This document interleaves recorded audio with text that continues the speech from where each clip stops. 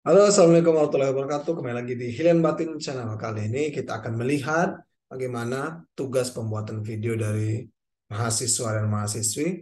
Yuk, jangan lupa like, share, dan subscribe. Terima kasih.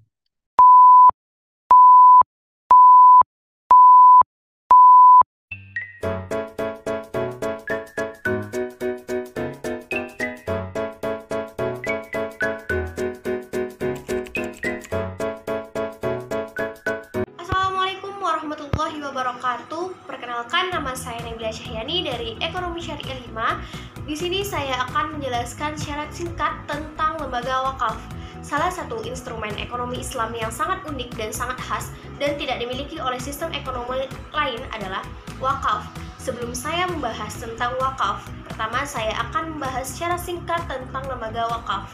Lembaga Wakaf Indonesia atau Badan Wakaf Indonesia yang biasa disebut dengan BWI adalah lembaga yang berkedudukan sebagai media untuk memajukan dan mengembangkan perwakafan nasional. Badan Wakaf Indonesia merupakan lembaga wakaf yang bersifat nasional. Selain bertugas mengkoordinasikan para nazir, Badan Wakaf Indonesia pun bekerja sama antar nazir. Dengan demikian, mereka dapat saling tolong-menolong dalam pengelolaan wakaf. Pengertian wakaf. Apa yang kamu ketahui tentang wakaf? Wakaf adalah suatu perbuatan hukum dari seseorang yang dengan sengaja memisahkan atau mengeluarkan harta bendanya untuk digunakan manfaatnya bagi keperluan di jalan Allah atau dalam jalan kebaikan. Di sini kita juga memahami apa tujuan dan fungsi wakaf.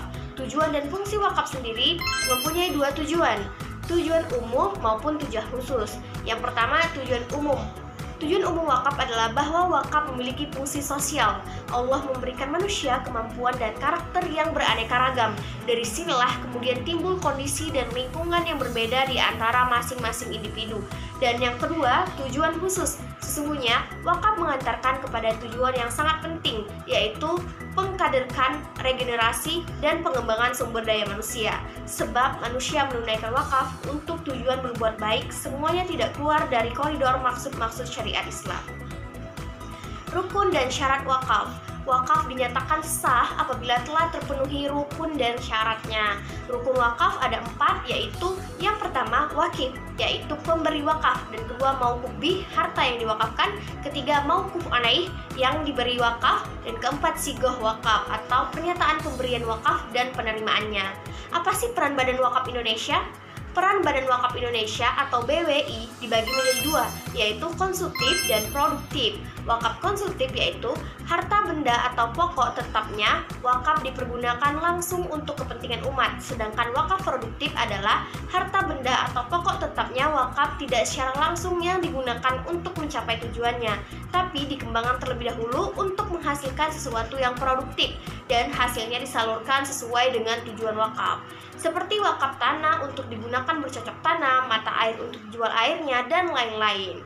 Yang kedua, peran Badan Wakaf Indonesia dalam pengembangan wakaf uang di Indonesia dalam hasil pengembangan benda-benda bergerak, terutama wakaf tunai, dipergunakan untuk membantu pihak-pihak seperti fakir, miskin, yatim piatu, biaya pendidikan, kesehatan, modal usaha, rehabilitasi orang cacat, pengembangan budaya, pembangunan rumah sakit, dan lain-lain.